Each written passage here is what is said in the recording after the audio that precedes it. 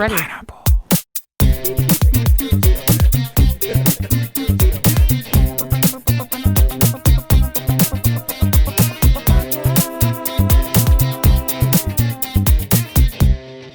Hello and welcome to the Pineapple Podcast. I'm Tyler. This is my friend Matt. How's it going, guys?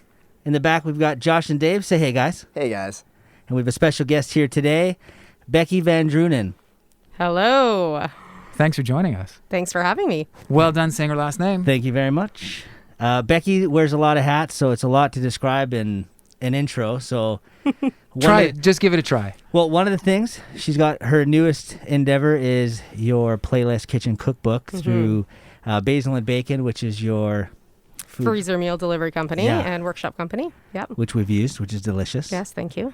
And so the Playlist Cookbook is basically a whole bunch of recipes with a song that pairs with it, right? A 90s song. Yeah, so it's a whole bunch of recipes, and each recipe has a 90s playlist with it. So, and they're all like, I did a lot of work making sure that they're like paired properly. Each one has an actual playlist. There's a playlist written in the book, on the page, and on Spotify. So like there's That's one, awesome. yeah, there's one called like Hit Me Basil One More Time. And of Yeah. course it's a Britney playlist.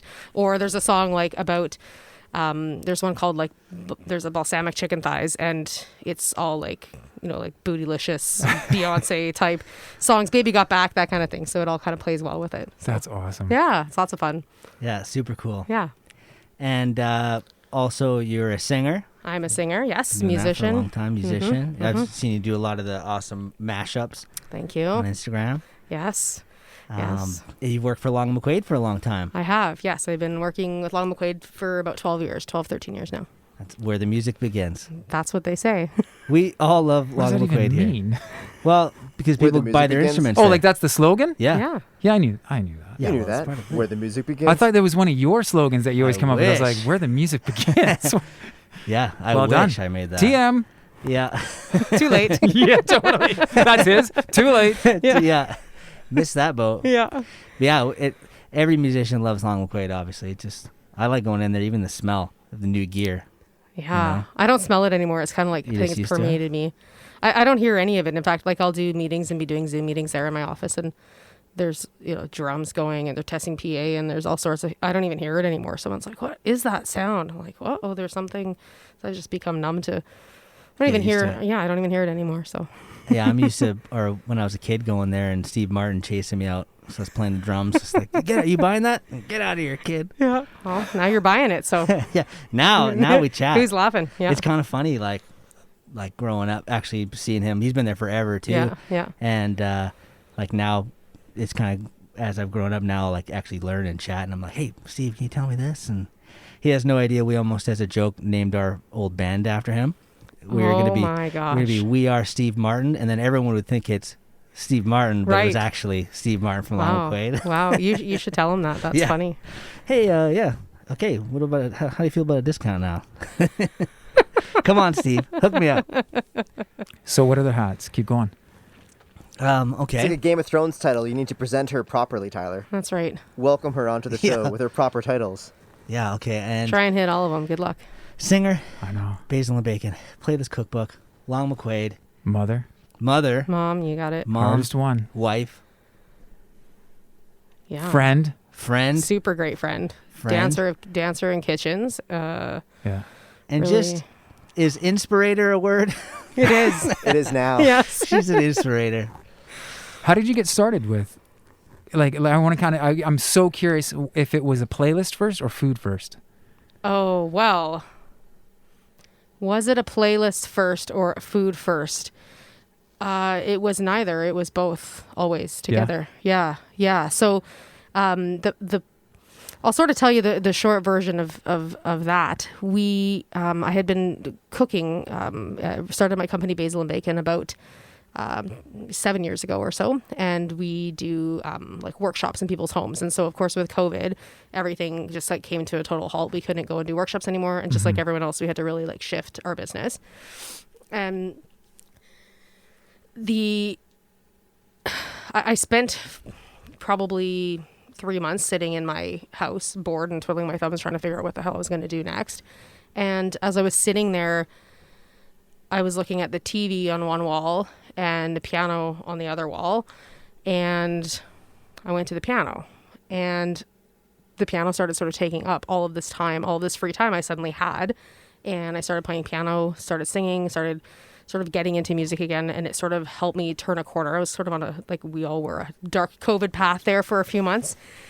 And, music really started sort of helping me sort of turn a bit of a corner. And I started pulling out like my Alanis Morissette books and my like Britney Spears and, the Janet Jackson stuff and the music that I just used to love and that I grew up with.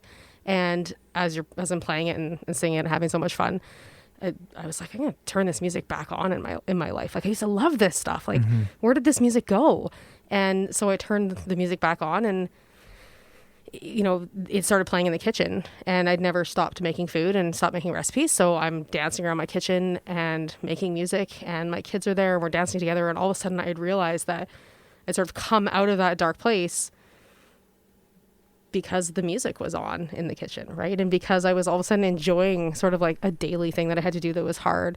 And so, yeah, sort of all at once, I realized that they were both sort of existing naturally in my life. Anyway, so I wouldn't, one never came without the other. They just sort of both evolved together, which is cool. That's cool. Where did you mentioned that? Like, where did the music go? Was it you have a 9 and a 6-year-old? I know for myself that I've always wanted my girls. I mean, I grew up in a very musical family, and I've always, my dad and I would butt heads with. He's more classically trained, and so when we would talk about music, anything I loved was most of the time it was garbage.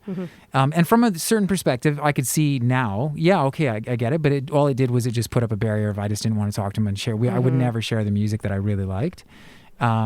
We sang like crazy. Like every time we get in his work van, it only had AM radio. He'd put on all the, the oldies, and then we would sing like crazy all the time. And he would teach me all the harmonies and this and that, and what listening to things.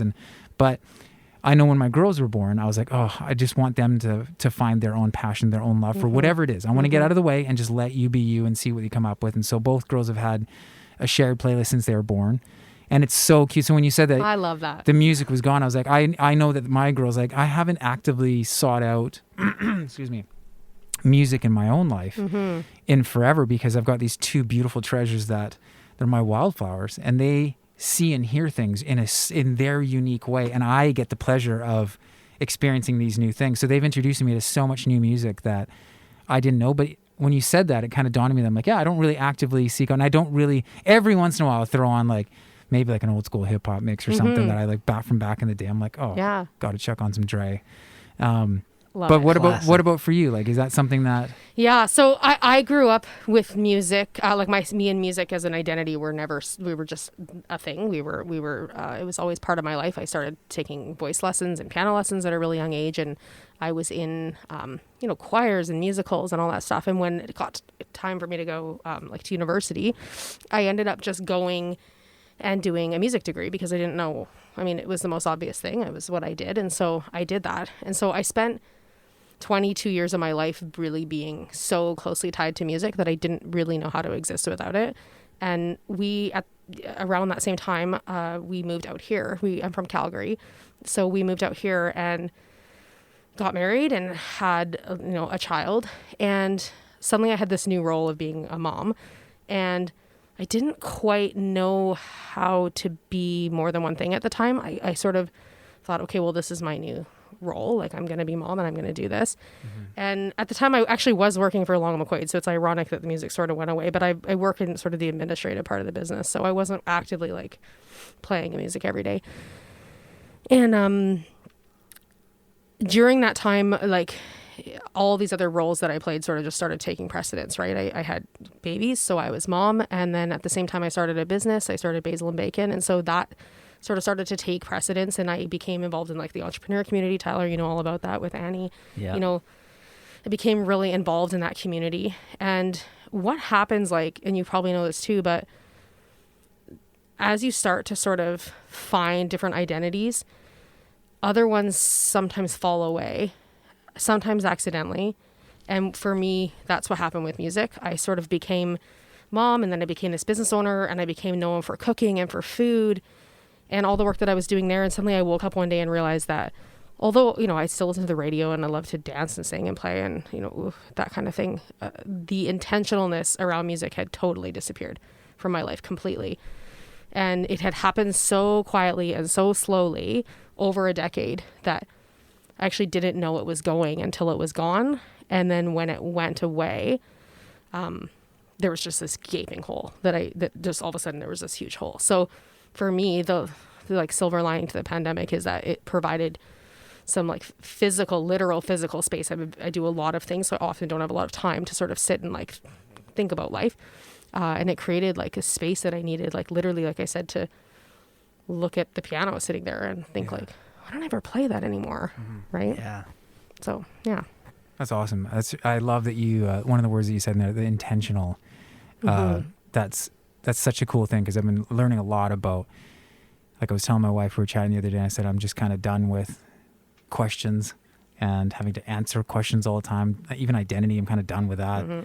And like done with, like, there's just so many things. And it was interesting because it came from, I believe it was like Glennon Doyle, I think was the one that was talking about that. And I was like, oh, I can totally relate, because I mean, I've talked to your guys' ears off like crazy about like my deep passion and for getting to know people for who they are versus just what they do. And that's why I was so curious today. I was so stoked to get a chance to sit down with you and to chat with you. And I love like already just what you've been, like the passion that you're sharing, because it never left you. It's just interesting. It's like a muscle like none other. Is that like, you know, if I found out more than ever that our body's natural state is like atrophy. And like if we don't use it, I picked up the guitar the other day and I hadn't picked it up in like a week and a half, 2 weeks, and was like, my fingers were killing. And I was like, oh, wow, I'm terrible. Because it's a reminder. And then it made me think of the other things in my life that I have put down, and that sometimes it's like, it's okay, right? I mean, you even talked about it too, just the lack of like certain things in your life with music or whatever it may be, and how there's, you know, stages. And actually, I was talking to my daughter, like, I'm jumping all over, but like she was asking me, she's like, Dad, she's like, you know, you've always called us your wildflowers. And so we're looking in the garden, we're walking through the garden. I said, well, what do you see about the wildflowers? And I was like, what is it about them that you love? And she's like, well, look at them. They're everywhere. And I was like, exactly. So you show me where the rose is, though. And it has to grow in the right area in order for it to grow. But wildflowers, I said, sweetheart, wildflowers can blossom anywhere. Anywhere that they're planted, they can blossom. That's just being who they are. And she had the biggest smile on her face. And I was like, and it reminded me again that I want to be a wildflower. I want to be a wildflower too. Yeah. And sounds awesome. Yeah. But it's like, it got me really curious, like when you were saying about the music and stuff, because I know that it's definitely healing in my life. Yeah. And we've been deliberate with the girls to sing. And sometimes it's interesting how there's a day, and you probably have experienced it, we probably all have experienced it, but there's a day where all of a sudden, you know, it's like, oh, I just need to put something on. Yeah.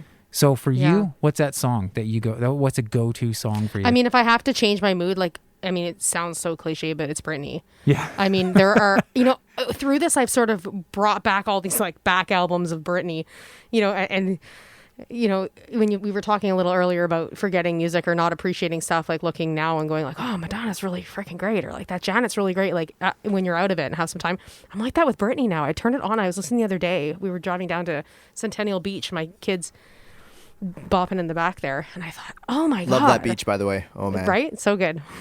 And I just thought like, man, this is so good. And my husband said like, you know, some of this I think was before its time, which I think is like a pretty major statement about Britney Spears. But some of it, I'm like, God, I never, like some of that stuff from 2008 and 2011, some of those albums sort of just floated in and out of it. You know, she'd sort, you know, I think it's cool to look back at artists like that and be like, no, like there's some like really good shit here that I think if we could just like listen again.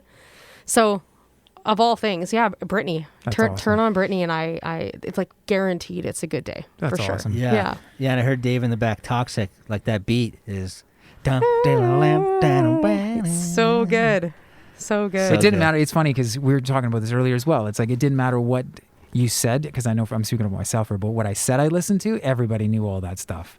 And that was the cool thing about it, is that there's a lot of music today that like we have all sorts of different playlists and stuff, and the girls will be like, you want to listen to TikTok one? And sometimes you put it on and it just doesn't invoke that same.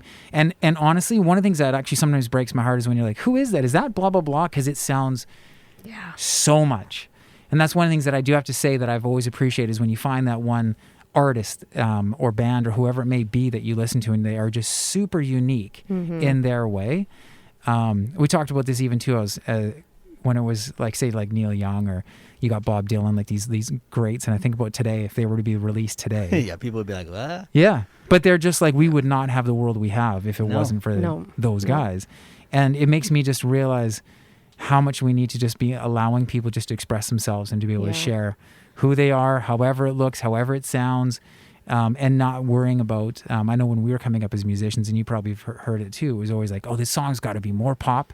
It's got to be more this. It's got to sound like this. And you're like, you're just stripping. Taking too long. You're to like, get you're to the stripping chorus. every piece of me out of it. So now I'm just a shell. You know what I really think is special about 90s music, to speak to that, is that, or I should say 90s music, but what I really mean is like mainstream 90s pop. So like, just know that that's what I'm talking about here.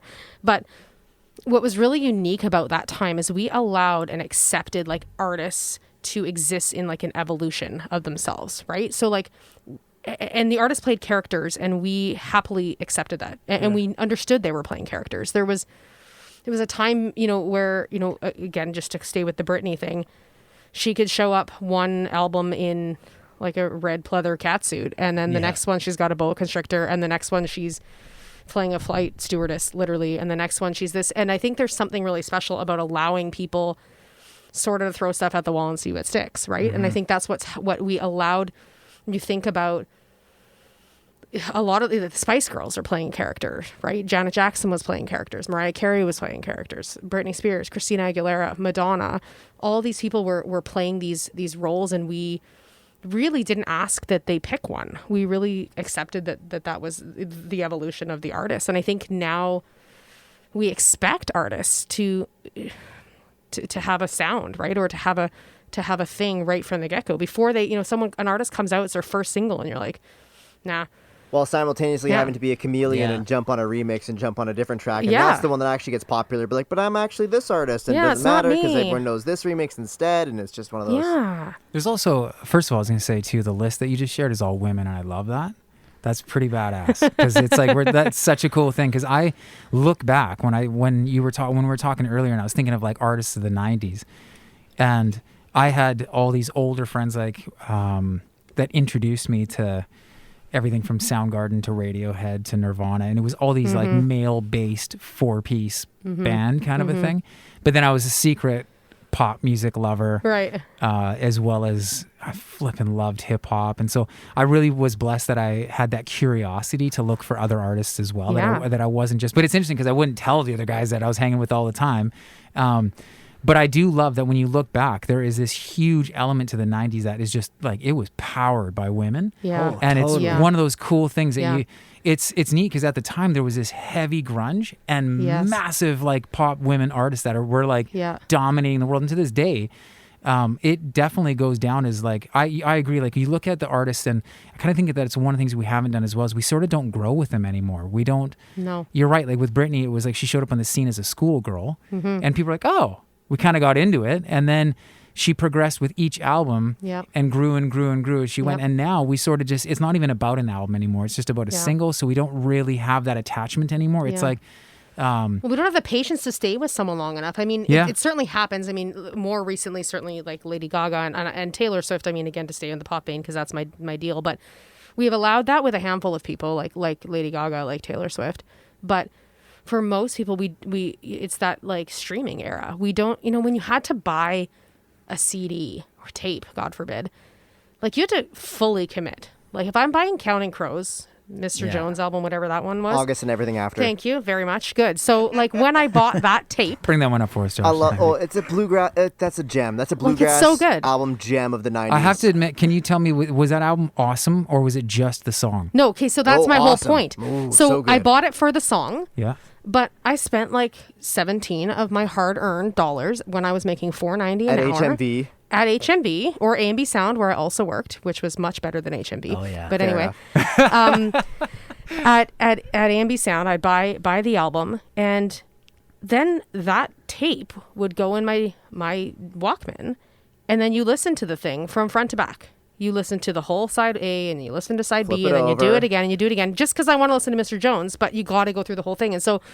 by organically, you like end up getting it. First of all, you get the story of the album, because that's another thing that's missing now with the streaming, right? Like albums were put together. These are stories. Yeah, they're bring meant up the to lyric be. book. I was such a nerd for the Oh, I lyric love book. it. Yeah. I miss it so much. Yeah, You I think unfold it. You got to put it back in the cassette just the right way. Totally. No, but that I don't want to fanboy too hard over that first Counting Crows album, but that's like a formative album of my like alternative music likings of the 90s. Totally. I loved it. that's pretty cool. I loved Well, it. one of the things you nailed though is it's the story. I think that to me is the big element. I love like exploring, finding new artists. My daughters have introduced me to so much music that I would have never listened to, but it's the story. Yeah. And I feel like that is the major element. To me, it's amazing how I know stories sell things, but when you have a good song, it's one element to it. But when you don't have any story, there's nothing whatsoever. No. Then it's kind of, you're right. It is just a. And it's an awful lot of pressure to put on an artist to, when you look back at those albums that we used to buy and the CDs with the the extended albums or whatever, I think back to even some like quintessential like Michael Jackson albums where like that album didn't exist as singles, even though everyone knew the singles and but like the actual like genius in that music was every song on that album and the story that was told through the album. And we allowed artists to take an album to tell us a story.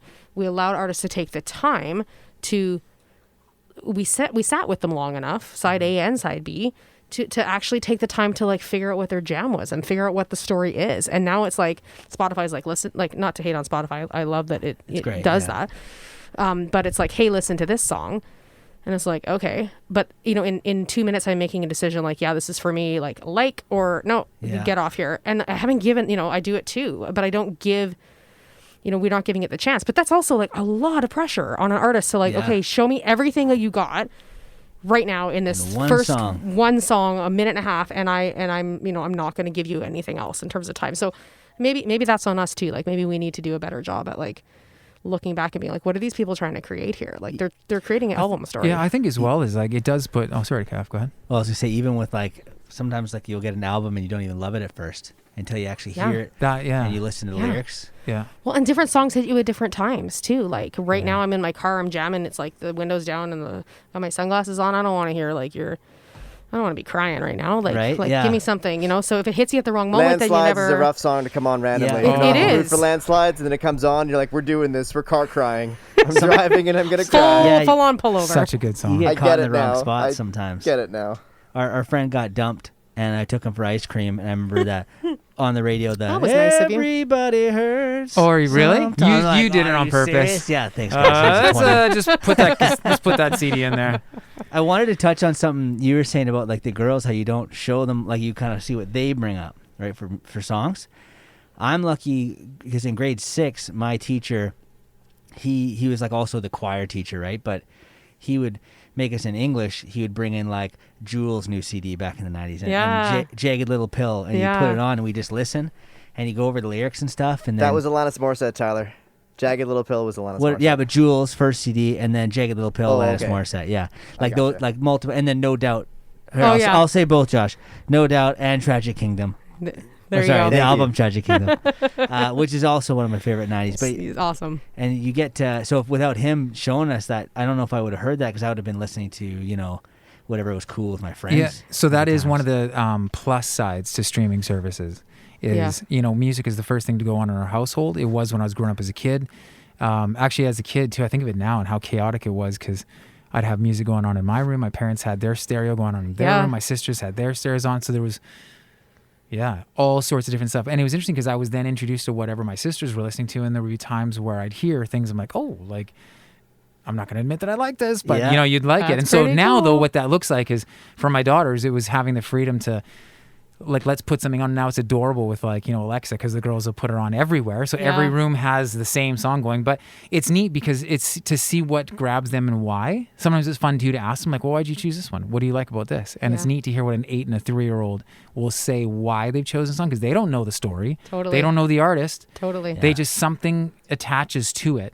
And that's one of the things that I think is beautiful about art is they're not thinking about that person's identity at all.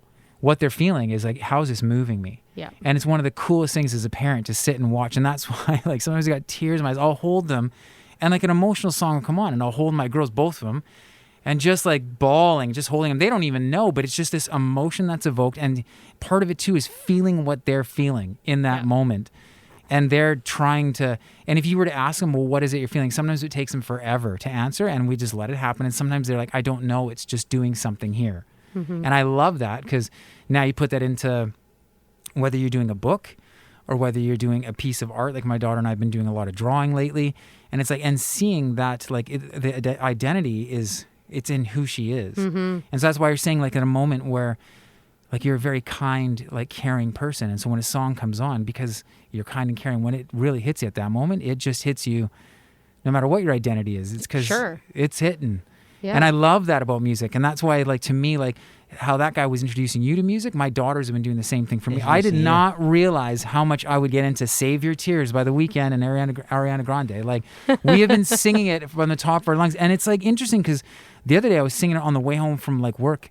Total tears streaming down my face because I was envisioning being with them singing it, and it was like this cool moment of like being introduced to.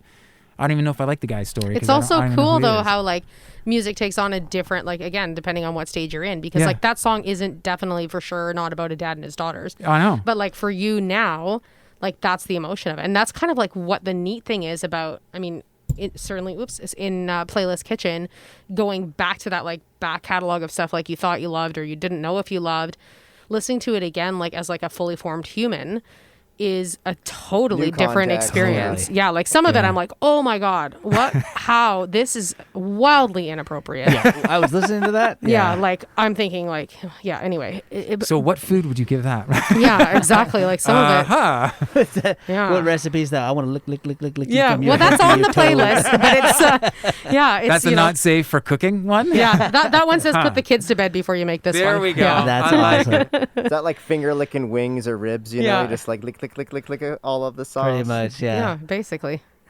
That's hilarious. But yeah, it's funny how music, like, it changes. And I think that's why it's like cool to go back and even to the music you loved or that you didn't know if you loved like later and just listen. It's the same thing with my parents' music. I go back now and I'm like, this John Denver guy, he's like actually kind of cool dude. Like when I go back and I was playing some of his music last night at my dad's house, and I was like, this is cool. Like Cat Stevens. I was playing Cat Stevens. I'm like, what is this? Oh, like, this T is for the Tillerman. So That is where I'm so grateful to my parents for sharing that kind of music, because that storytelling in there, that is, I mean, you know, I do know that I inherited it from my Opa. He was a storyteller.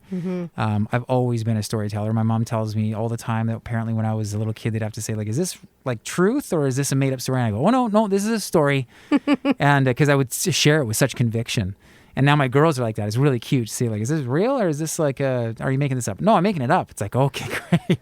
But the storytelling in music is something I still feel like I never did to the full potential of what I truly wanted to tell. Because there's something about like how you're sharing about John Denver, all those guys, and they tell a story and you're like, I just listened to a novel. So we were listening to some Taylor Swift the other night, or the other day driving with my kids, and there was a song and they said, turn this off, because they were scared of something. There was, I think it was one of like maybe Reputation album, something about, so I don't know, I think in the music video there's a zombie or something, but they were afraid of the song, and I stopped them because then I had that exact conversation where I said, listen, like, Taylor Swift isn't talking about this didn't happen. Like, she's telling a story. And then we had the conversation about how a song is literally like, think of how you open a book. It's the beginning and middle of it at a book. So listen to the words like it's telling a story. And then we talked about albums and how albums are different stories. And I think it's really, it's a cool and important conversation to have with your kids, because they, again, even, you know, as artists or as people who write music, there's so much pressure put on you of like, oh, if I'm not going through something hard, how am I going to write music that's relatable?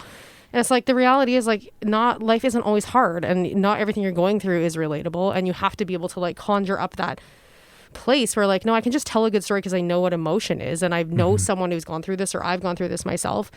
And it's also okay to just tell a story, and it doesn't need to be my story. It can just be a story, and a great story. Yeah, it's just cool. Yeah.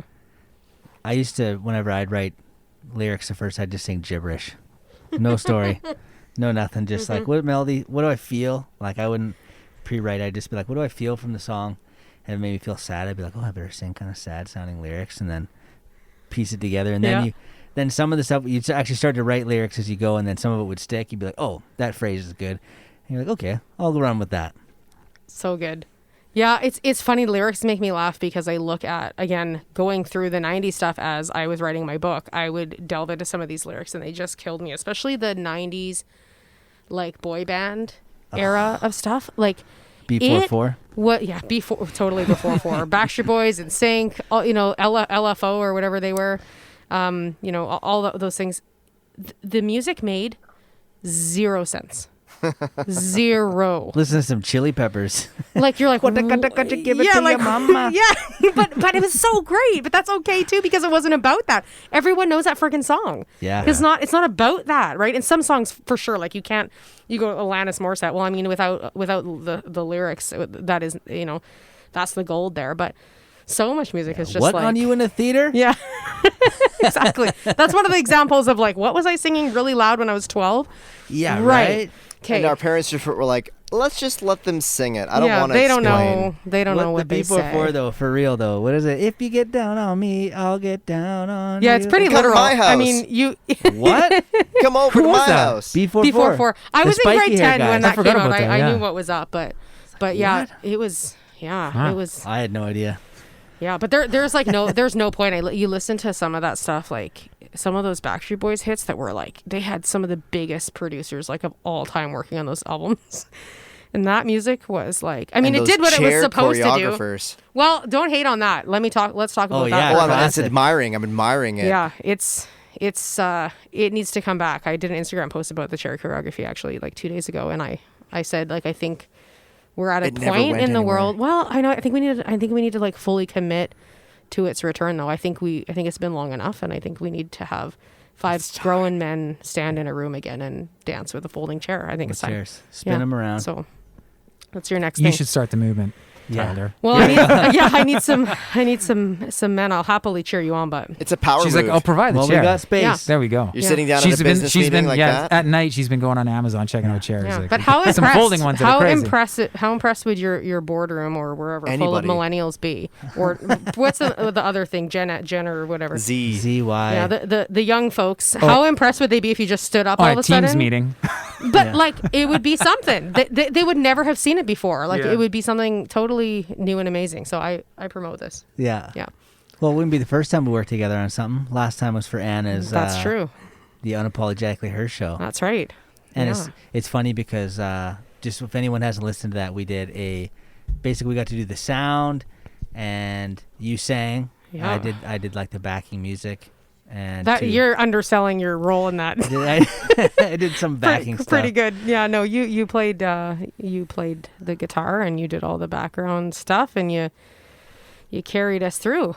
It was fun. Yeah, it was then lots of fun. It's funny because when we were talking to Anna about it, we didn't have time to I was going to tell her what happened to us before the show even started. Yeah. Because she has no idea. Basically I wanted everything to look clean, so when I hooked it all up, I used a TRS snake, which was bad because Geek Talk, it was unbalanced. Or sorry, it was balanced cables, and then it's supposed to be unbalanced signal. Anyways, How dare you? there was this high-pitched buzzing, and we called Conrad. We're like, Conrad's from Long Quaid. He's awesome, one of the best. And You love Conrad? Conrad, yeah, we love Conrad. We can have a whole episode about Conrad. Yeah, Well, you hashtag- should have him come on. The We guy. got to get Conrad No, on. we won't even have him come on. We'll just talk about Just it. that's Yeah. perfect. The That's legend perfect. of Conrad. He's a great friend of mine, so we If can I talk get for a a long picture time. of him, I'll put it up. Perfect.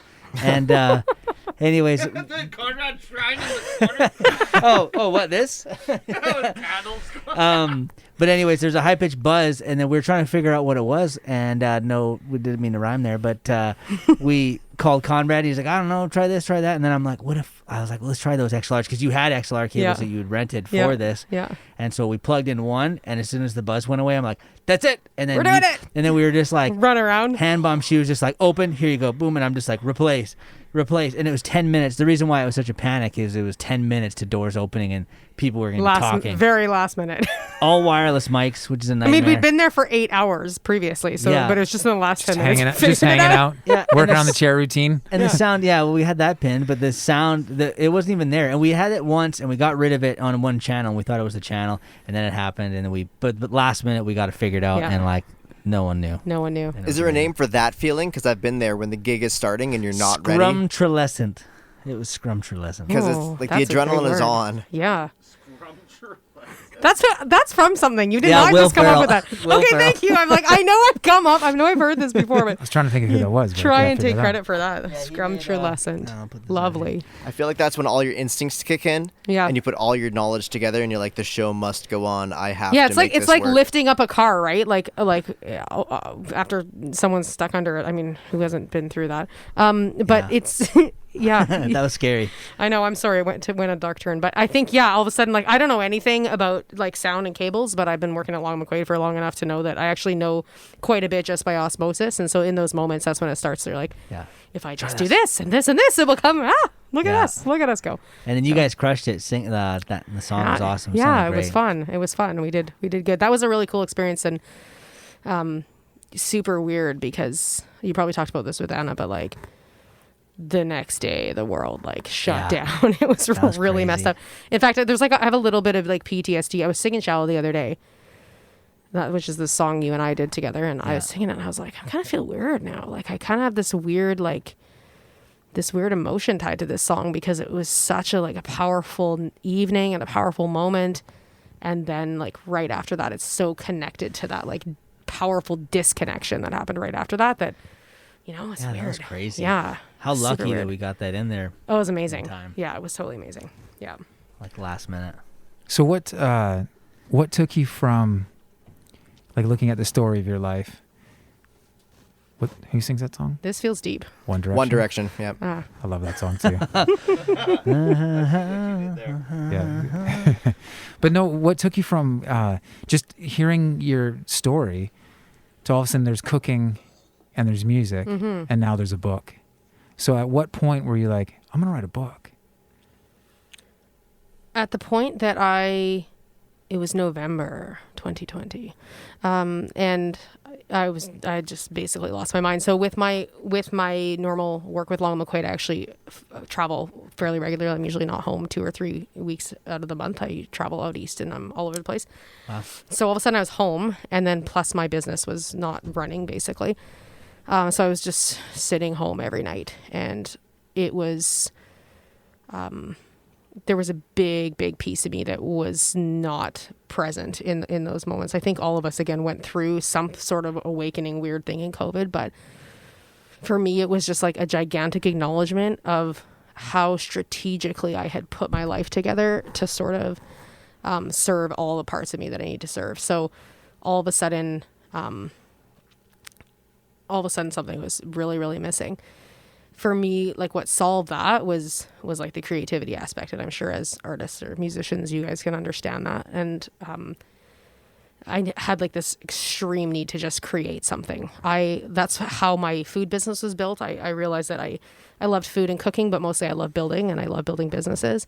And so sitting there, I just thought, I need to make something. I need to do something. And it was quarantine. Like I couldn't get out. I couldn't create music really outside of my own house.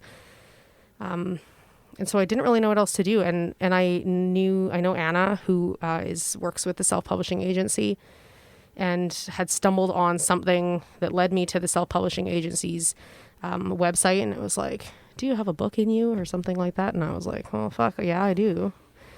So I might as well I probably should write this thing. And so I like signed with the agency like the next day, pitched her my idea to Anna to vouch for me. So Anna was like, yeah, it's good. She'll do it. Was it an idea that you'd already had, or was it just, no, you had it right then and there? Right then and there. That's And pretty awesome. actually even then it wasn't even fully formed. I knew I was going to write a book. I knew it was going to be a cookbook. I knew I had all these stories that I wanted to tell. Most of them were in the 90s, stories about like John Stamos and Britney Spears and running into Justin Timberlake in the betting aisle of a Zellers one day, and Janet Jackson and Celine Dion, all these stories that like I just drive people in my life crazy telling this shit over and over again. And like, so I thought if I can just get it on paper, I can stop telling these stories. So I started with the recipes. I've got a decade worth of recipes, and I thought I'll start getting these on paper. And then I had all these stories, and I thought, how the hell am I going to connect these obscure things to recipes? But it just sort of happened. I just sort of started writing, and out of that came, at the same time I'm dancing in my kitchen, I'm singing Britney Spears, and all of a sudden the puns started with the titles. The Hit Me Basil One More Time, I Want to Dance with Some Sauté, If You Want to Bond Me My Lover, all these sort of titles. And I was like, oh, maybe there's something there. That's kind of cool.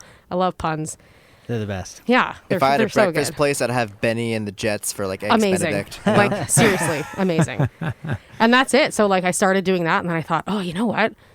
We're gonna music this. We're gonna 90s it. And then of course I realized in talking to you guys, it's so easy once you get talking about any time in your life that was great. You can talk forever about it. So I spent 3 months writing stories about the 90s, my life experiences, connecting them to the recipes, and then connecting the recipes to the music of the time or whatever.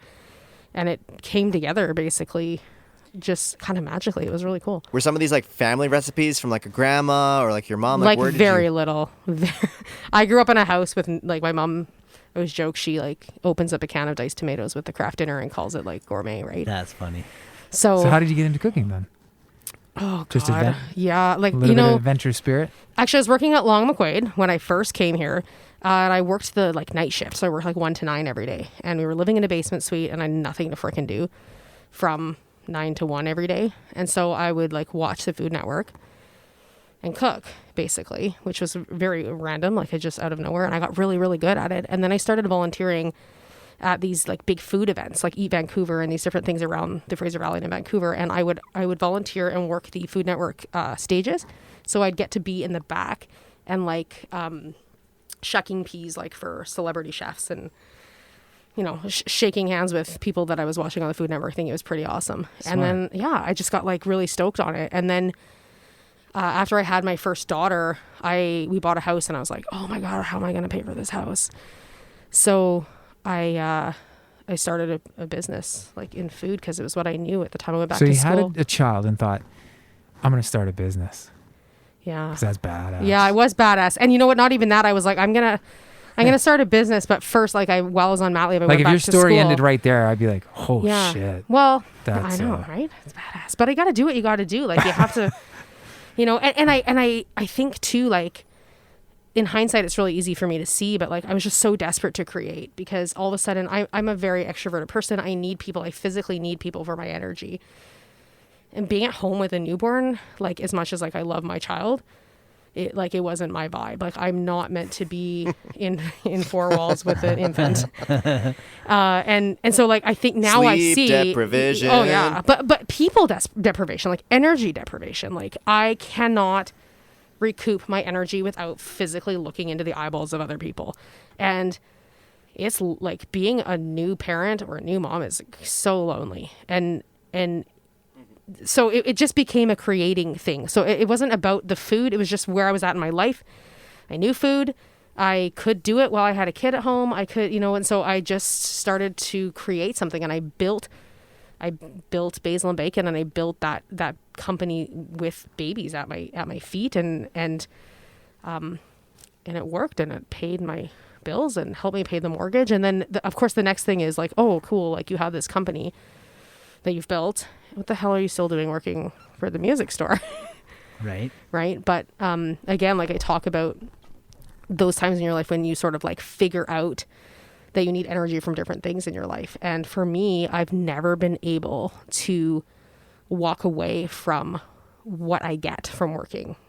I mean, along the McQuaid, like I get to work with people. I'm like, I do a lot of leadership stuff. It's big business, it's corporate stuff. I get something from that, and I travel and I get to, do great things. And like, we have 34,000 music students a week come through there. And like, that's pretty significant in terms of like Canada, like the next generation of actual musicians in Canada. And so, I can't, if that feeds something in me too, in the same way that Basil and Bacon does, in the same way that being a mom does, all of those things like feed a different and necessary part of me. So if I ever stopped doing any of them, it wouldn't be to take that piece away. It would be to do something else that filled that same sort of a thing. Right.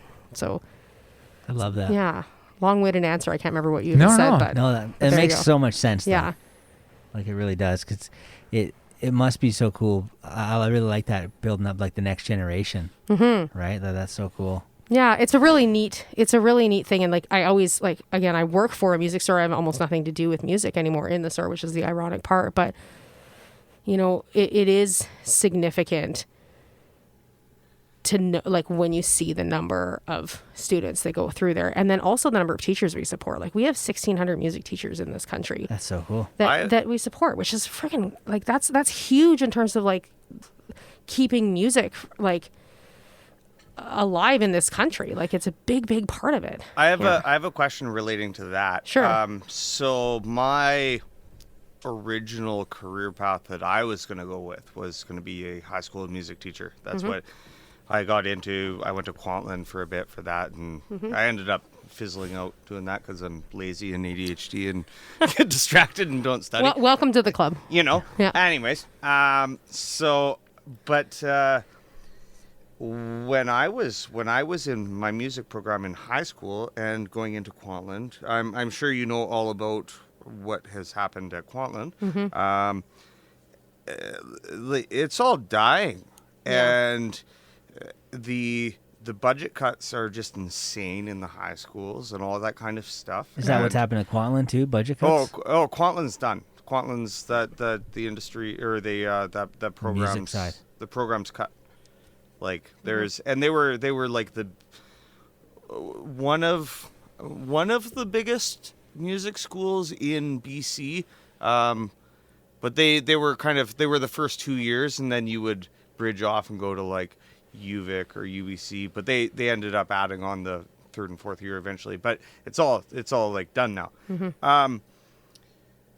All of that kind of stuff goes to like the future of music and musicians and all that kind of stuff, and it's like an uphill battle kind, Totally. and it's all dying. And what how do you see that in the private music world? Is it relatable in that aspect? Do you see a diminishing kind of thing in that aspect, or is it just school budget cuts are like a whole separate thing, and but there's still people into it? Yeah, you know? I think I mean our music private music school. I can only speak for Long McQuaid, but in the last 6 years, we used to have 16,000 students. Pre-COVID, we had 34,000, like over 5 years. So we almost, more than doubled. And I think when you look at, I think as people, we have to stop looking at schools to teach our kids. I'm sure that's you would agree as parents. I don't look to my kids' school to really in a certain aspect, because I also do view you'll never like experience that, like the high school jazz band where you have 30 other kids and you're playing together as a group. Like that's something, and there's not many schools out there that can actually put together a quality version of that where kids actually like really experience. And it's super something. sad. That's like, and having been in those programs in high school and in university, like you can't replicate that at all. Matt, you were talking a little bit about like the concept of like the playing music together, singing together, and what that does on the brain, and you can go back to that in a sec, but you can't replicate that. Like that's especially in your years when you're in high school, like there's like formative, like super impressionable, high emotional times, like to be connected to a group playing music together. And to have a program that allows you to do that, because otherwise you need to take the initiative to find other like-minded people and be like, let's start a band together. If you don't, and there's a lot of people who are musicians are pretty introverted people for the most part. Well, I think we have to be intentional about like recognizing that as parents who like appreciate and understand the value of it, and making sure that we're creating opportunities that are organized and programs that are organized and available to kids, at any level of income, and being able to, I think, put effort and money into those programs because we see the value of it. Because what often happens is, sure, the kids that have access to music, my kids will always have access to music because they value music.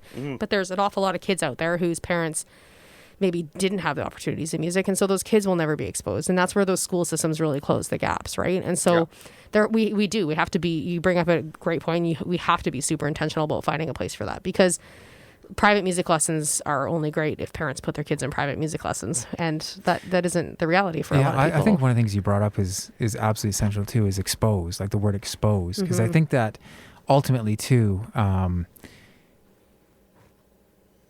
I really, when we look at the school system, we can all have, varying feelings on how we feel about the school system, the kind of archaic model that it is. Ultimately, when my girl, hit kindergarten, we sat down with a teacher and had an opportunity. She's had the most amazing teachers throughout her school experience. But I really could give I really don't care at all. Ultimately, as far as like what my daughter achieves in kindergarten, as far as academically, this is her introduction to the exciting world of education and being exposed to things that light up her soul. Right? You talked about things that light up who you are, that charge your battery, who you are. Not based off what you do. They actually charge who you are. And one of the cool things is allowing that opportunity then. Like when we sat down with that teacher, I think I told the story to the guys before, is that she asked us to fill out one of those forms, and it was like list your kids' strengths and your kids' weaknesses and your kids this. And I didn't fill it out. We sat down with the teacher and she's like, 19 years in teaching, we're the first ones to never fill it out. And I said, well, ultimately I wanted to chat with you because I think you're an amazing person. 19 years doing this, everybody raves about you. She's got such a gentle, kind, caring spirit. My daughter is so sensitive, and she's an artist. And I said, ultimately, every day that she comes, I want to know that she's loved. Yeah. That's it. And that you're providing her with the opportunity to get excited about being brave and courageous and curious and fun and having fun and being happy. And what I mean, and stuff that you've talked about as well, is when you look at your life and you look back at those 3 months during COVID where you were sitting there, it's like there's this contemplation and exposing yourself to, man, do I have a purpose right now? Is there a meaning? And what is that? And feeling that, well, the opportunity for things like music in school or art classes, or hairdressing, or you name it, whatever it may be. Those are things that I believe that we need to stand up for our kids to be exposed to those things. And the list goes on and on and on. The easy thing is, and I know from experience because I was an athlete at the same time in school, it was much easier for me to do anything I wanted to do, anything, because of sports than it was. In fact, I didn't do any music in school because when I went to my music class, I was like, this is ridiculous. Yeah. Because of what it was, because I already was touring with friends, playing in bands and doing this and being exposed to other schools. And there was other schools that I coveted their music scene. But it's interesting because even instead of seeing that there's this level of we need it all, we need to expose our kids to science classes, and we need to expose them to architecture and engineering, computer sciences, and and even just communication and listening. But we don't. We put the priority as I'm not saying, I'll say we for just a generalization, but we prioritize things that I think are out of whack because we end up then not providing the opportunity to expose our kids to cool things. Like you're saying, you take the initiative to provide the opportunity for your kids to have say a music class or this and that. And it's I even go even further that, my daughter, I have been asked many times because I toured a lot. I also was, I did sports at high levels. And so people are like, oh, I guess they'll just go, so your kids must be really great athletes and musicians. I'm like, actually, I've never in my life ever forced my kids to do any of them. And they're like, well, what do you mean? I'm like, it's not, the thing that scares the living fuck out of me is I do not want another one of me on the world. I want my girls, to have the very, very best opportunity to be themselves purely, authentically, transparently, and empathetically without my bad habits getting in the way. So my job as their dad is to get out of the way, to work on my own shit so I get out of the way so I can help facilitate them. So when I see their passion, their excitement, when they're exposed to certain things and they're like, Dad, I'm really into this, boom, I'm in. I'll help any way I can to facilitate that. And it's okay if you change direction and go this way. And that's one of the things that I think that we need to be fighting more for in, formal education is exposing kids to things, allowing kids to try things so that we stop being so fearful that it's sorry, you have to choose what sport you are at 3. It's what are you talking about? We have to normalize also doing more than one thing, normalize combinations of things that don't necessarily make sense, and make it okay for children, adults, everyone to be great at lots of things and enjoy lots of things, and then also do those, right? Because we live in this culture where I talk about all the time with this, the danger of this all-in thing. Everyone's like, oh, go all in, Basil and Bacon, go all in, quit your day job and do this. And for lots of people, that's the path, and going all in is great.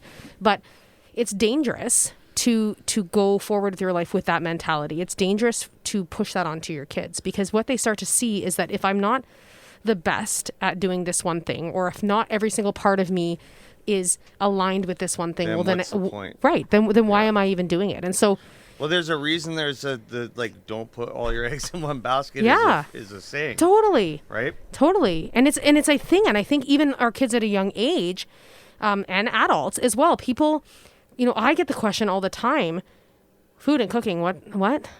I'm like, well, guys, it's like really not that, not guys, but people, like it's really not that different. Like I'm just creating What do something. people have on when they're cooking? Right?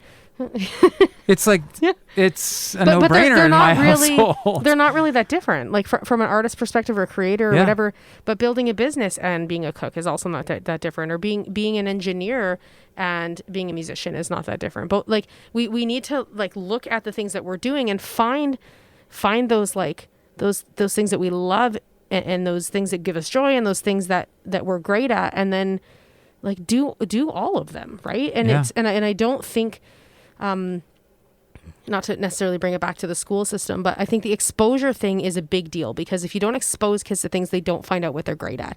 And it's really, really dangerous to say to someone, oh, you're anything, fill in the blank. You're an athlete, you're a musician, you're an artist, you're a math person, you're a scientist. Those are very, very compartmentalizing attitudes to put into a kid at that age, right? And so even my little ones, I'll say to them, she'll say, when I grow up, I want to be a scientist or a teacher or a chef or an author. And it's as simple as just changing the or to and, right? And of course you can't have like 11 careers full time, but that's not the point. The point is you can be a scientist and a chef and an author and whatever it is, right? Writing about my science research. Yeah, like those things are all actually the same thing, and they can exist in your same life. And I think that just changing it to and also, or maybe one day you'll do this and then you'll do this. Totally. It's changing like the whole approach to things. I think as kids, I know for me, because I got so aligned with the music thing, there was a point, and we talked about this before, where I kind of subconsciously like put a wall up because I just wanted to be something else for a second. And I didn't know that I could take that with me and do more than one thing. It was always like, I'm going to be this, or I'm going to be a musician, or I'm going to be a mom, or I'm going to be a business owner, or I'm going to be a chef, I'm going to do that.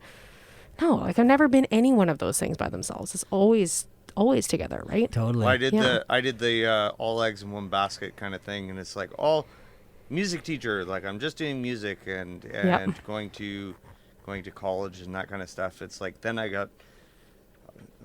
got into my own head, but it's a true thing that I realized about myself. It's like I'm not that good of a player to really achieve, but it's like I have a lot of talent in music, but I'm not going to be the top-notch trombone player the whole way kind of through, right? And so, but because that all eggs in one basket, it's like, well, I'm not good enough to be the best, so what's the point? Yeah. And then just completely withdraw. Yeah. And that screws that whole thing totally. up. It's so counterintuitive because, like, well, I think you see it in professional sports all the time, right? You go all in and then you turn 17 and you're not the best, so now you got to jump ship and you're off the team. Why are you even in it? Yeah, which is so that's always been crazy to me. But it's interesting that you bring that up because it's that was my career trajectory when I was in school. It was music or sports. I've told this to the guys many times. I struggled because I wasn't an artist because I was an athlete, and I wasn't a full athlete because I was an artist. Right. I think though that one of the things that excites me is, I talk to my girls every day and we talk about what they're going to practice each day, and they're going to practice bravery, courageousness, curiosity, and through that they'll have fun. But there's so much more that's going on there.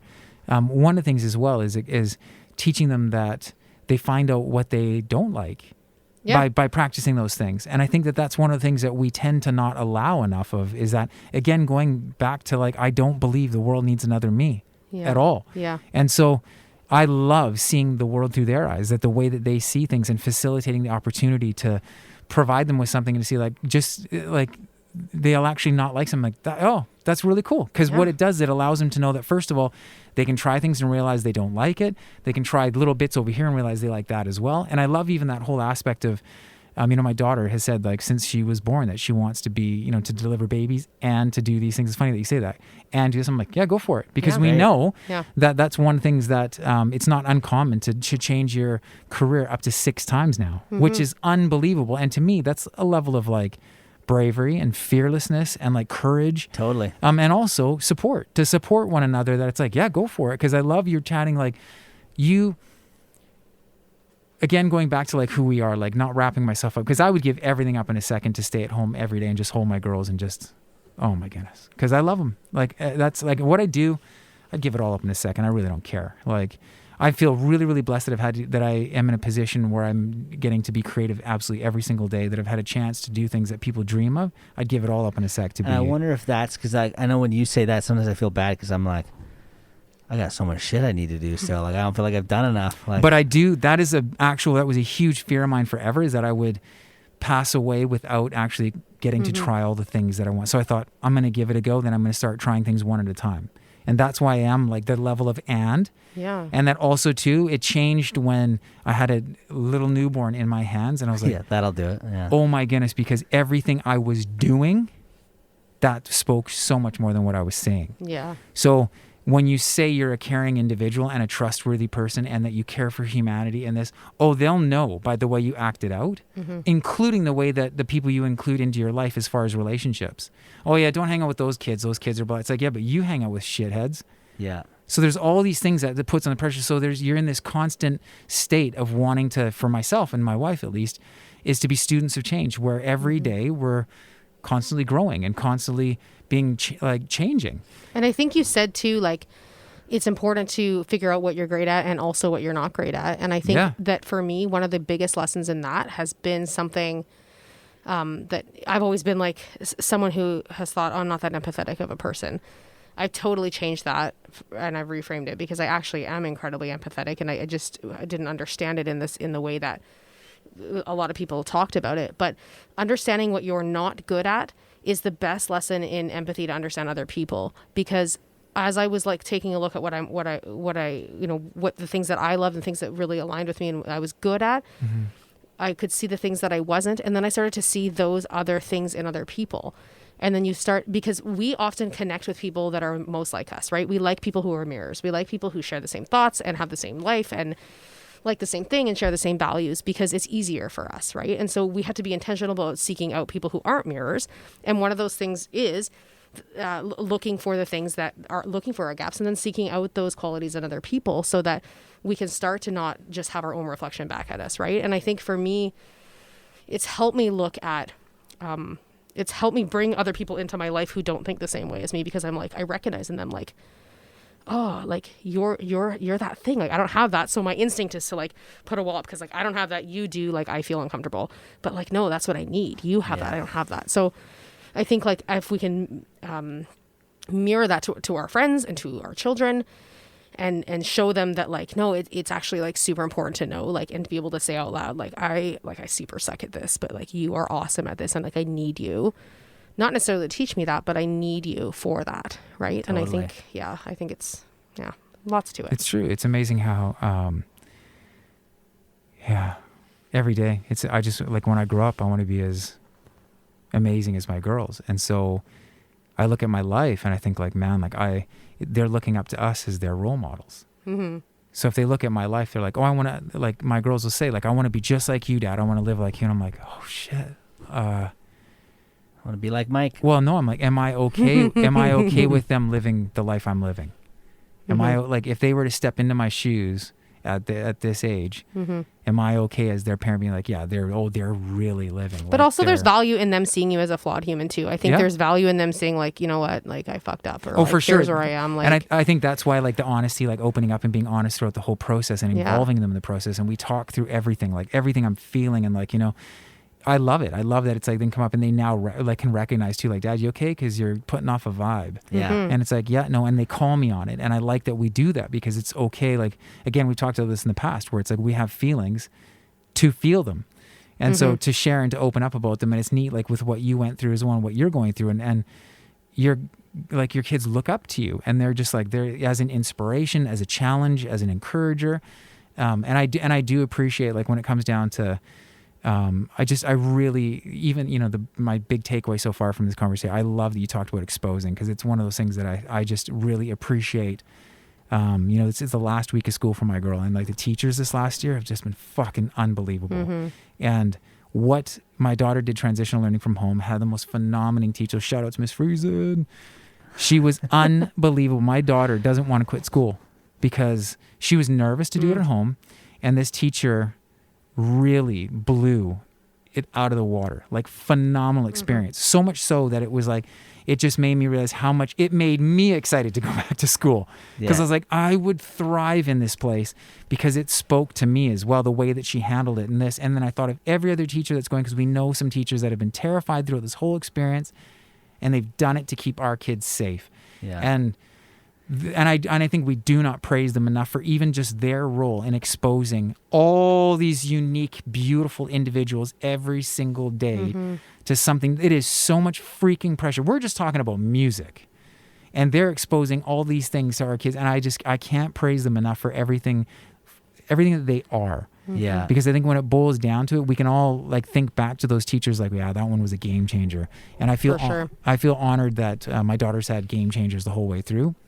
It but makes I think a big difference. It makes a massive difference. It makes you excited every day and also to like really to look at the word education. I remember just always kind of being like, ugh, like, you know. Yeah. And because it was always too like, you know, going through the punk era of like, stick it to the man. So it was always like, you know, formal education was like, ah. Classic, yeah. Yeah, but it's like, but looking at education in a whole new manner, and it's something that my daughter has taught me so much about, and her teacher, and just the lessons and stuff, and hearing today, like even talking about standing up for, you know, I try to think of my life without music. I try to think of any human being's life without music.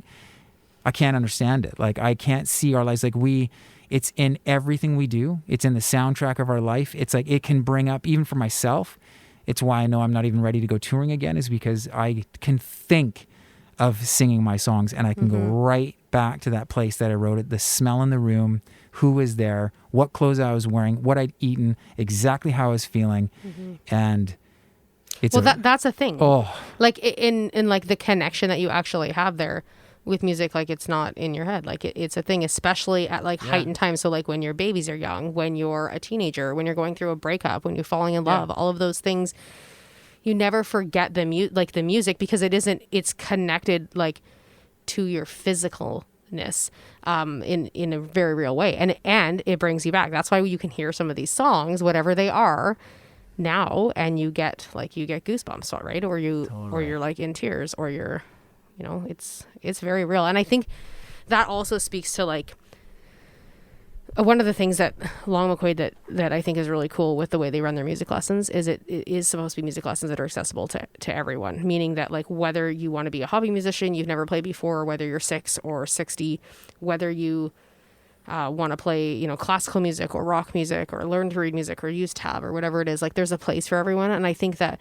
it's really important that, like, again, going in with that sort of all-in culture, looking at from like athletes, looking at all those things, it's important that we create space for people who aren't awesome at music, who aren't the best at music, and like allow space for people to come in and record an album that's not going to win any awards, and because the process of doing that for them is growth in general. Yeah, like, I love you brought that up. That's awesome. But it's true. I agree.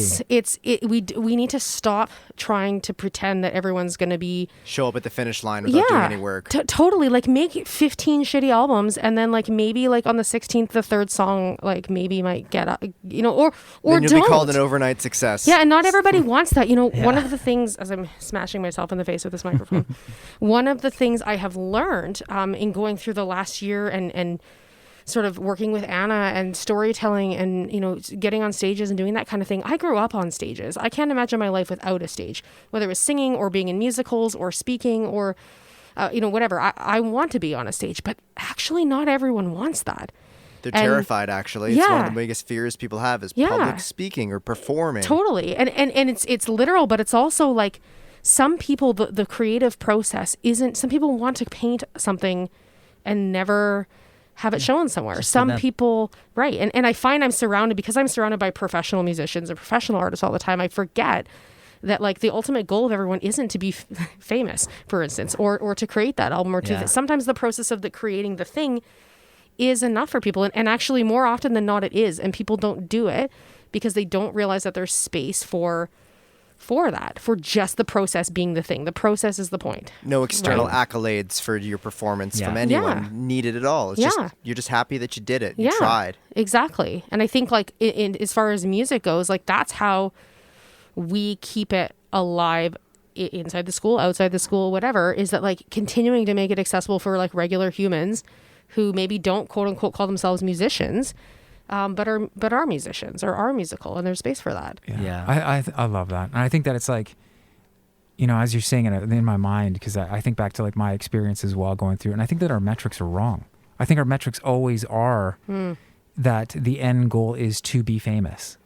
And it's interesting because if you look at art in itself, which I think we're all artists. I think every human being on the face of the planet is an artist. It's just in whatever, it's a unique form. And that what we've done is we've taken the word artist and we put it into a box, and you have to match that little box in order to be called an artist. And I think it's just ridiculous. And I look at art, and there's so many, it is so cool that we can look at a piece of art and you can like it. I can say it does nothing for me, and you can be like, give or take. Right. And I think that's the beautiful thing, is that somebody, like, I loved how you said that about learning. They can just learn just for the sake of learning, that it isn't necessary. Like the metrics are completely off. And I think we need to just blow those out of the water in every industry. That it's, you know, I remember hearing a story about this kid that went to like university, and his parents had paid for him to go to university. And he was like, he took two and a half years and just hated every minute of it, but was so terrified to drop out because his parents were paying for it. And I told him, so I chatted with him and I said how proud I was that he was actually considering dropping out and starting something fresh, because the fact that it had that 2 years, I said, that is not a waste at all. That 2 years was phenomenal. It helped to guide you. And in fact, like, who did you meet throughout that experience that now your actual passion is like, you're so excited to go into this next realm. And you also couldn't have done that, the next thing, without that thing, right? It's never a waste. So then I said too, like, you know, I said, don't be nervous to talk to your parents. Like, communicate with them and truly communicate, so that there's an opportunity for them to really hear your heart in it. And to understand that it's like, it's something that we should be so, that's why, like, it just excites me so much when I hear of countries that have, like, you know, free education and allowing people to be not fearful of trying things based on, I know for myself, I was absolutely terrified to try things because of the price tag of schooling. And I wish that I wouldn't. Well, because you feel like you're wasting your time, because I wasn't that's sure. The rhetoric, though, right? I wasn't sure, and it was going to be a lot of, so I was super nervous. But I wish that there was the opportunity, that was even like, listen, man, like, people have no problems dropping $100,000 on a card that they think, with an improper metric, it's going to make them the most badass person.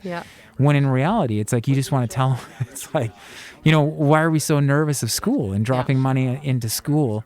That's going to change our life. So it's true. It's true. I love that you talked about that, about teaching people that.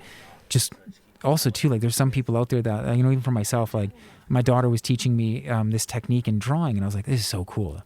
And it was so neat. It really, so we've been doing a lot of drawing lately, because it's been really, and it's, here she is, and she learned from YouTube, just watching drawing tutorials on YouTube. Isn't that crazy? And I was My like, kids are this is so cool. Insane drawers.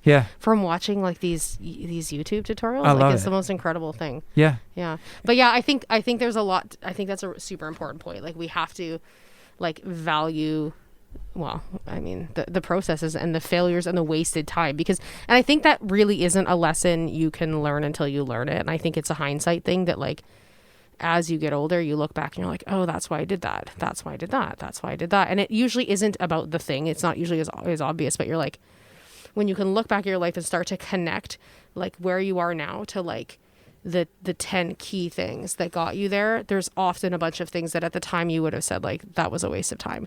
But then you realize that, like, that actually was just a connecting point, right? It's not a waste of time. It's just, like, the thing that had to take you had to do that to connect step 2 to step 4, right? See, also, I think sometimes too, in me, like that's a really good point, but kind of, it sparked this thought in me, is like, you know, as a friend, like, what could I, like, say if I was a friend in that situation, is there something that I could have done in support as well, right? Like, to learn that as a technique, that it's like, no, I can be there as an encourager. And also, you know, we've talked about this in the past as well with bands, where there was this just, like, insane level of competitiveness that it's like, if our fans like you as well, it means we've lost fans. Right? Instead of coming alongside each other and really lifting each other up and encouraging each other and teaching each other and listening and learning and this. And so I was thinking, as friends, because remember I was saying that, I was like, man, why don't you guys say hi? Like, when I was desperately looking for other friends. Chicken shit. We all were. Right. And it's like, you realize as a friend, like, how can a friend, like, you know, we know that we have the capacity for 1 to 3 truly great relationships. And, like, even then it's probably closer to 1. Like, really, we have a lot of acquaintances, but really, really intimate relationships, 1 to 3. So in that 1 to 3, how can I be somebody that really truly supports those that I love? I don't know. But that thought just dawned on me when you were speaking. It's just to be there for people in a real, true, genuine way. That's like, I got your back. If you're a little bit nervous, well, I've got your back. I believe in you. Yeah. Right. Let's give this a go and look at it from a learning experience. That like, if all else fails, what's going to happen? You're going to realize, you know what? I gave it a go and realize it wasn't really this that I was into. It was possibly this. Right. Let's do it. I think one of the key things there, and you said it earlier about like, it's not about what people do, but it's about who they are and how they get their energy and all that. And I think, I think of people that I know that are like in transition times in their lives, moving from one thing to another thing. And I think the best thing that you can do for people in that space, and I don't always do it well, but I'm aware of it and I try, is to just like acknowledge like the person and the greatness and the expertise of what they're doing and the bravery of what they're doing and the specialness and the qualities that they have that will make them successful. So it's not so much about like, oh, you took this leap and you're doing that thing and here's why it'll work because this, and this metric, and you have this people and it's cost this much and just your profit margin. It isn't about that, but it's saying like, remember that like you're resilient as hell. Remember that thing that happened with you, this, and remember how like you came through it and you had what you needed when you needed it. That's going to be your experience here too. And like, I think that that's what like the value to like an actual friend you can provide in those hard times, because you can't look at somebody and say, you're going to be okay. You don't know. Yeah. Right. But you can say like, well, the person that I know knows how to do hard things or remember these hard things that you did. Like you can come through this. I think that's like our spouses know us that well. And it isn't about like, you're not going to look at your spouse and say like, tell me the solution that everything's going to be okay. Cause you're not really looking for someone to tell you it's going to be okay. You're looking for someone to say like, you will come out on the other side of it. Right. Which is different than being okay. Right. Yeah. It means that you're going to come out on the other side. So. Yeah, and just being there for someone, right? Like in a non-competitive, if you really love the person and you really deeply care for them, it's not about competition. It's not about worrying about if this person's going to get a better job than you or if they're going to get a better this or whatever it may be. It's genuine. It truly is just being there for them. And like the lesson of going through 2.5 years of schooling to realize this is not actually what I was really into and going another way and being okay with it. And not being attached to, well, no, I'm committed and this is my identity and this is who I am. So as much as I hate it, this is it. I've committed. Well, then also like, like normalizing, surrounding yourself with people that think that treat that like it's okay. Like that's one really great thing about the entrepreneur community that I really loved right from the beginning is that like, these are people that like take risks and screw up and take risks and succeed and take risks and screw up. And there's something really like, for me, because that's my natural sort of state, there's something really amazing about being surrounded by people that think like that. It's very like, you really can't get it wrong because you are applauded. If you're talking about like external validation, you're applauded just for trying. And I think there's something really cool about a community that just like applauds you for taking risks, applauds you for trying the thing. And it isn't that way in other communities. I think you have to be intentional about seeking out people like that and community like that. Otherwise, I think you get stuck in boxes and concerned with failing or looking bad or whatever it is, right?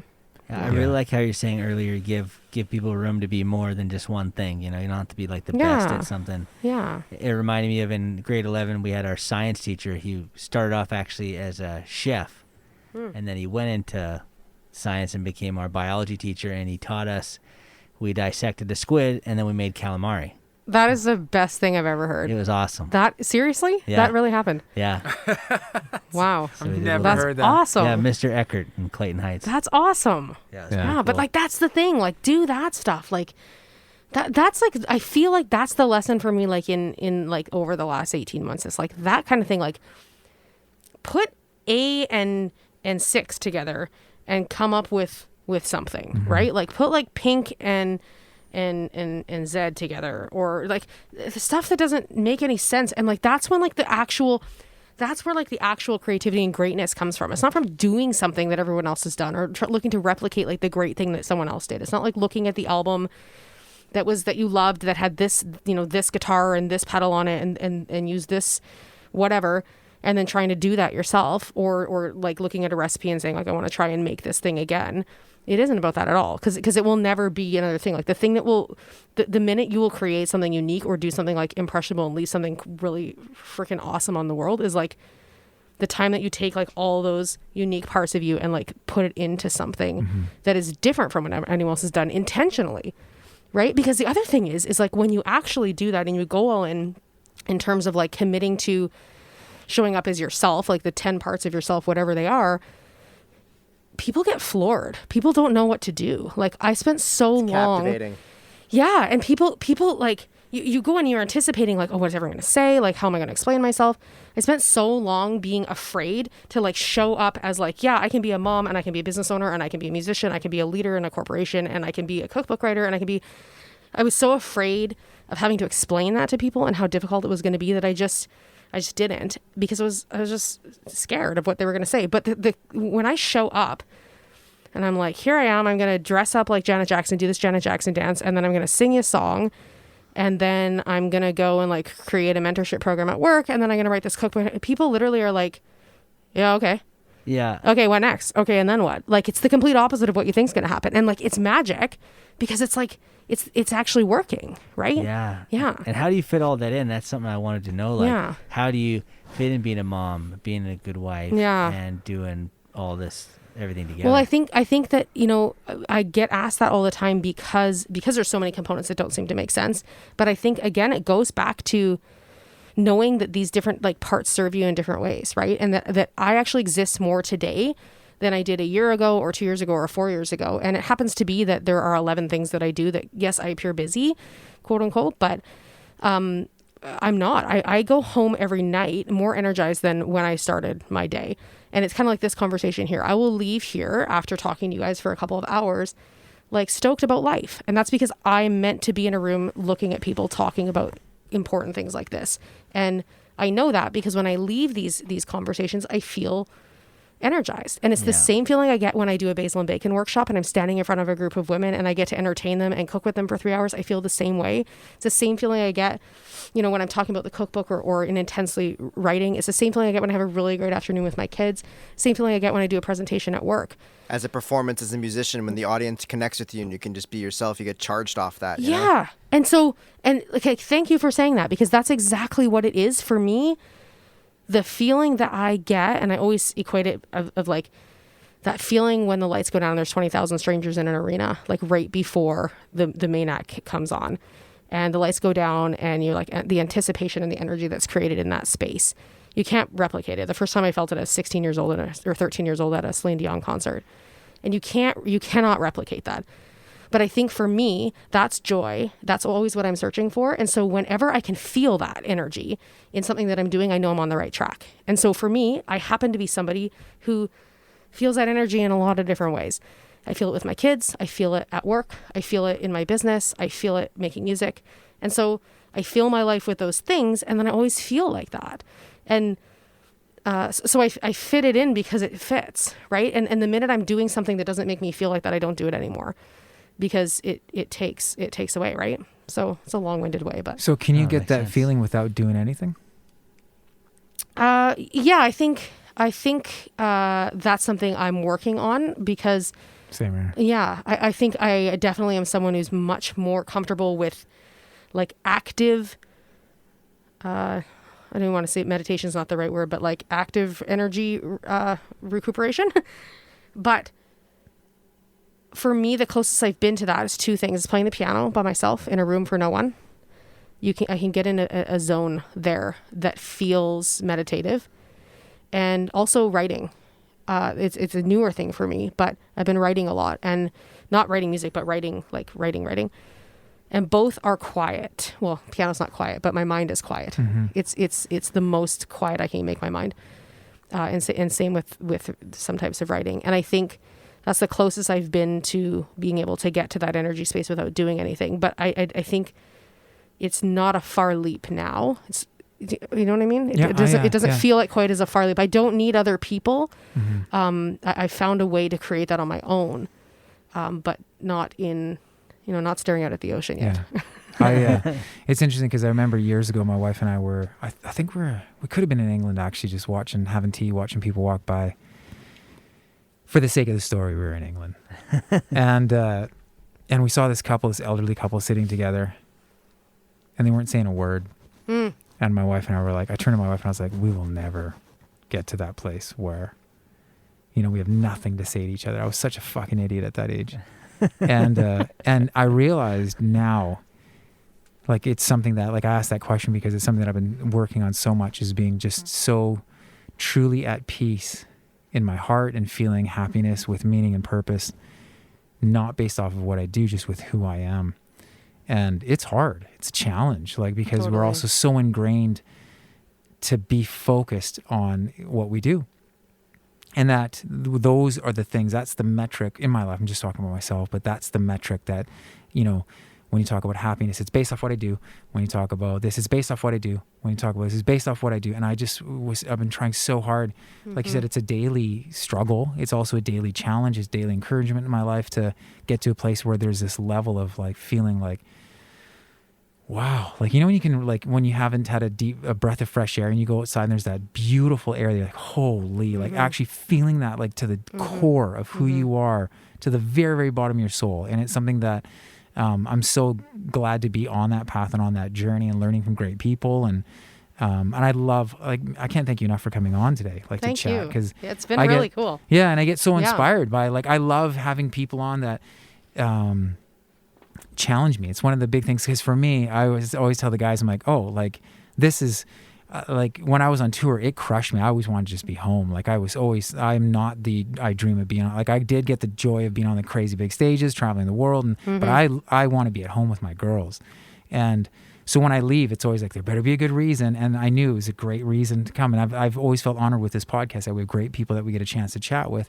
And I learned so much from you and from others, and I get to take it home, and I feel honored that I get to then share that with my girls, and that today's conversation then allows me to be able to pass things and facilitate them on to my girls to have conversations so that they can learn too, and I can learn from them, and hopefully they, you know, don't have to stumble as much, or even myself doesn't have to stumble as much. And so I really do appreciate, like, the stuff that you've brought up, because it really brings up so much stuff in my life. And I know a lot of people listening, it's amazing how, you know, we can start talking about Janet Jackson and about music and talking about this and then going here. And I loved, you know, even getting the opportunity to get to know who you are more today. It ignites stuff in me that I've always feel so honored that we talk about all the time, like, having people in that are just brave enough to be themselves and to share. And even you definitely are. Well, thank you. Which is thank awesome. you. I think it's play really the piano? Yeah. Well, yeah. Well, she's gonna. I'm going to. I was just gonna say, I think it's really cool, like, as you sit here, like, in a studio setting, like, with like artists and musicians, and, like, you know, you got the lights and you got the headphones and you got the whole deal. But I think it's really cool that you guys are creating a space here that is, you know, certainly I feel comfortable in any conversation with you know, about music and all these things, but I'm comfortable here. But I can also say that, like, people who maybe, I think it's important that you're creating a space for other voices too within this. We talk a lot about mirrors and how easy it is to just speak with people that look at the world and experience the world in the same way we do. And I've been listening to your podcast over the last couple of weeks in preparation for this, and I just want to acknowledge how important it is that you guys are being intentional about finding people who maybe aren't mirrors and maybe have different experiences in the world, and how important that is in, I think, making sure that we're, you know, and that's how I choose the podcast as I'm listening to, you know, they're intentional about having different perspectives. I think you guys are doing a good job at that. Thank you. Yeah. I'm absolutely terrified right now of confirmation bias. Absolutely terrified. Yeah. And it's interesting because I think the exact same way, man. I am. It's amazing because, like, something will come up, like even what we've been talking about today, there's bits in my heart that I was like, oh man, did we invite her on? Because because there's things that I've been like that. And I think what it is there's people that are wanting to live an active, conscious life. And maybe it also too is around, you're sharing that for all of us, the last 15 months is 15 months we've never experienced in our life ever. So it opened up a lot of, like, exploration, I guess, questioning, not for all, but for a lot of people. And one of the things for me was realizing, that I definitely did not want to continue to align myself with just thoughts. I mean, I remember one time actually meeting with somebody, this is like early on in the band, it was somebody that met with us to do some mentoring. And he said, don't hang out with each other outside of touring, have your own friends.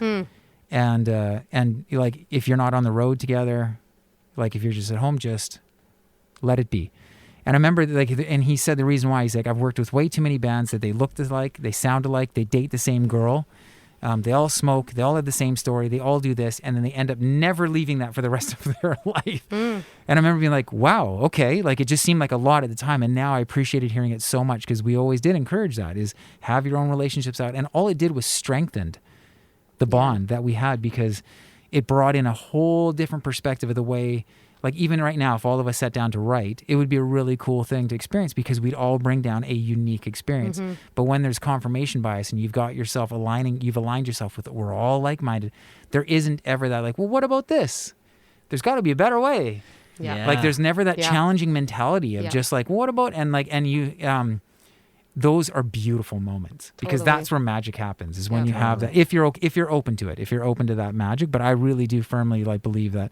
And actually that's why I'm super appreciative of having people like you on, where you said so many things tonight. I can't wait to go home and have tea with my wife and talk about. So I appreciate it. Oh, I'm excited. Thank you. And I feel like you have a stronger bond with musicians. Like I know me, whenever I meet a new musician, you kind of like have like that inside kind of camaraderie, and like because with me and you, I felt close with you right away. And plus when you get to like actually play together, it's a different thing. Like I find playing in a band or doing a performance with somebody, you get like a connection out of it. Totally. Yeah, it's like insta bond. And I do feel like I was stoked to come and talk to you guys because a lot of the podcasts I do are like, you know, business stuff or like mom stuff. It's like, this is really unique. And like, it's very rarely with people that like, you know, I feel this like, this like connection. There's just a comfort in that.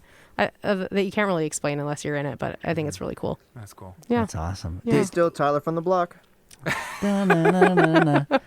We do like to talk about one thing we'd like to cover, or we try to, is do you have any reoccurring dreams or any dreams that happen enough to maybe qualify?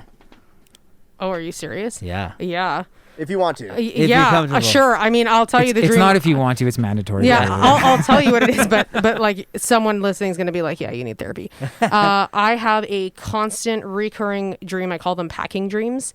And it is basically I've done my own therapy here, and I've realized that I'm not really like an out external anxious person, but these packing dreams basically are my anxiety. So anytime I feel unprepared for something or I feel unsure, sometimes I'm not even aware of it consciously yet, and I will have a dream where I'm usually going somewhere, I'm trying to pack something really quickly, I don't have enough time, I usually can't find a passport, I'm at the airport, and I'll wake up and I know I like immediately wake up and I'm like, okay, what is it that I'm feeling unclear about or not ready for? And I can usually use that as a sign that I need to do something more. Handy. So yeah, but it's freaking annoying. Like these are I've never heard that one. oh, it's my only Josh, look that one up. What does that mean? Packing dream. Don't look it up, please.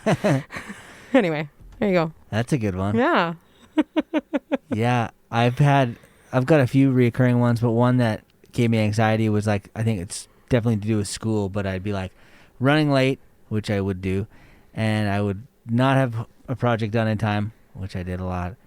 But then I couldn't get so into this was just real life? This is real life. But then the nightmare was a part terrible dream. It's a memory. was I couldn't get into I couldn't get into my locker, and I couldn't remember the code. And I remember just like trying it over and over, and I just couldn't figure it out.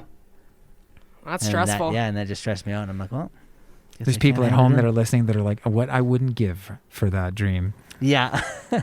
And that's the worst dream I've ever had.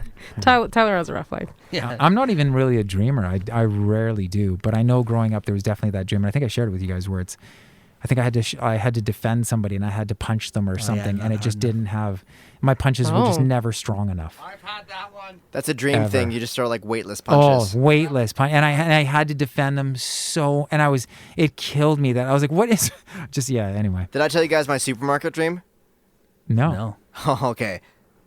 Welcome to the podcast, by the way, Becky. This is a real podcast. I would have loved here. if you just left it. Well, I'll tell you guys later. It's not appropriate. No, it's actually, so I don't know how well you guys know New Westminster, but up on 6th on 6th, there's a really lovely uptown part where the Save On Foods is kind of like in an underground parking garage.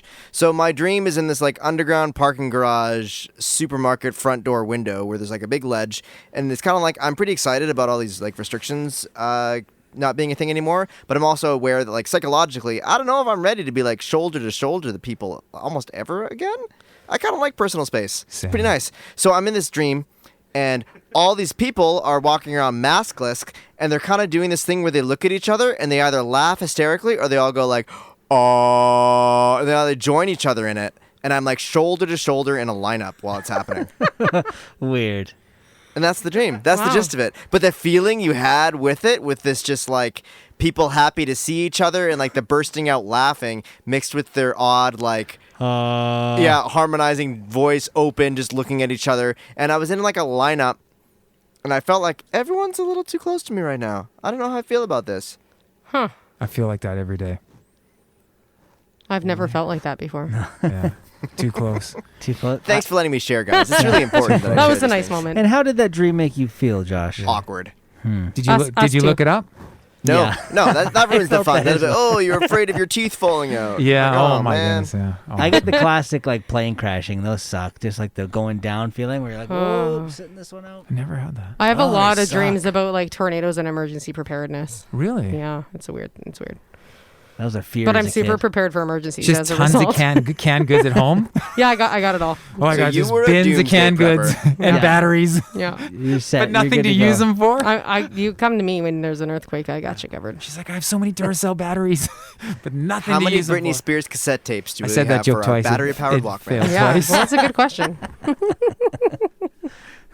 Did I talk about the batteries? Does she have a lot of batteries? So your cookbook is already. It came out on your birthday, right? Yeah, so we started pre-sales on my birthday, so May 3rd. We started those, and it's in the printing process right now. It's getting printed out in Ontario, which means that COVID sent it back and forth on the printing schedule over and over again. So I'm told it's going to be in my hands by mid-July, which I'm really super stoked for. And yeah, you can buy it on my website, which is BeckyVanDrunen.com. It will also eventually be available on Amazon and at local retailers as well. And yeah, you're gonna want it because it's pretty freaking great. And That's there's- awesome. Yeah, I'll hook Congratulations, you up. that's amazing. That is Thank so you. cool. Thank That you. is so cool. And when events are able to happen, you're going to start doing more, like actually the house visits as well, right? With Yeah, the I'm going to Basil and Bacon? start up Basil and Bacon again. We've just been doing deliveries, but I'm looking forward to into the fall getting back into people's houses and doing workshops and just getting stuff, And, back and up. just so people know what that looks like. So it's just basically you have a group of friends over, like 6 to 10 people, and I come over and bring absolutely everything you need for everyone to make meals to take home and put in their freezer. And it's basically 3 hours of entertainment and fun. And I'm going to probably incorporate like a playlist kitchen element to it now that No, I you know have that to. that's Not the probably. vibe. You have to. Yeah, so we're gonna bring some Yeah. music into it and make it really fun. So I'm like really, really super looking forward to That's cool. being back in that community. That's awesome. And Yeah. we got some special projects we're working on too that you'll get to see. That's so. right. Stay tuned. To be revealed. And so the best way for people to reach you, is it on Instagram or by email? Yeah, you can reach me on Instagram. It's at Becky Van Drunen or Becky at basilandbacon.com, or you can check out my website, BeckyVanDrunen.com. Awesome. If anybody needs to reach Tyler, they can just page him. Page me, yeah. Yeah. Or It's just 1996 over Yeah. here.